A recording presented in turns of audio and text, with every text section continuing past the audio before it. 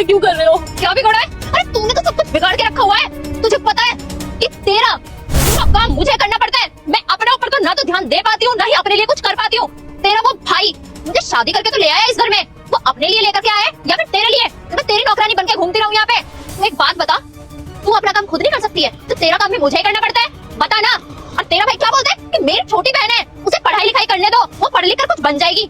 क्या बनेगी तो पढ़ लिख कर का? आखिर में करना तो ये चूल्हा चौका ही है ना, क्योंकि सपने मेरे भी बहुत थे। मुझे भी आकर ना ये घर की चार दीवारियों के भीतर ही रहना पड़ा है। भाभी मेरे मम्मी पापा नहीं है, आप ही तो मम्मी पापा के समान हो मेरे। माँ बाप ये भूलना कभी कर मत लियो कि मुझे तू अपनी माँ का दर्जा दे। ना तो मैं तेरी भाभी हूँ और ना ही मुझे कभी अपने माँ मानने की कोशिश करियो। समझ में आ गई ना? क्योंकि मेरे बस की नहीं है तुझे भाभी और माँ का प्यार देना। तेरी माँ होगी वो, समझ में आ गई? जब तेरे माँ बाप इस दुनिया से अलविदा बोल रहे थे तब तू क्यों नहीं उन लोगों के साथ में चली गई? कम से कम मेरी छाती से एक बोझ तो टलता। अरे रहती अपने पति के साथ मौज में। ना जाने मुझे तेरी सेवा क्यों ही करनी पड़ रही है। क्या करूं?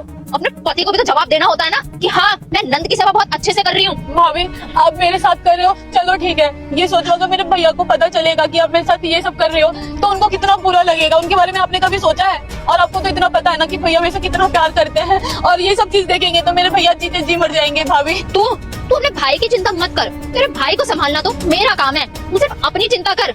और तू ऐसे काम करती क्यों है? जो मुझे तेरे साथ में मारपीट करनी पड़े तू अपनी ये हरकतें सुधार ले और मेरा ना थोड़ा सा हाथ बटाने दे। समझ में आ गई तुझे? अगर तू मेरा कहना मानेगी ना तो मुझे तेरे साथ में ये सब चीजें नहीं करनी पड़ेंगी जो अभी कर रही हूँ मैं। तू ना उन सब चीजों के बारे में मत सोच। और सुन, बहुत ड्रामा हो गया यहाँ पे, सब लोग ना ड्रामा देख रहे हैं। एक काम कर, खड़ी हो, अंदर चल, खड़ी हो। 2026 में उसी का सपना पूरा होगा जो आज सच्चे दिल से ओम नमः शिवाय लिखकर फॉलो करेंगे। भैया देखो ना भाभी ने मेरा क्या हाल कर दिया है। अरे छोटी तू झूठ क्यों बोल रही है? मैं भला तेरे साथ में ऐसा क्यों करूंगी? और तुम तो बाहर दिहाड़ी मजदूरी के लिए गए हुए थे ना, तुम इस टाइम वापस कैसे आ गए? हाँ मैं दिहाड़ी पे गया था पर मेरा कुछ सामान छूट गया था, सोचा लेके चलूं।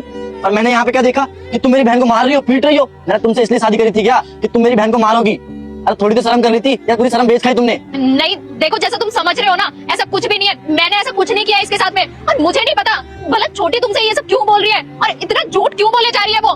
मैंने तो हमेशा इसे अपनी छोटी बहन की तरह ही प्यार किया है, कभी अपनी ननद तो इसे मैंने समझा ही नहीं है। ये ना जाने तुम्हारे और मेरे बीच में क्यों लड़ाई करवाना चाहती है, क्यों हमारा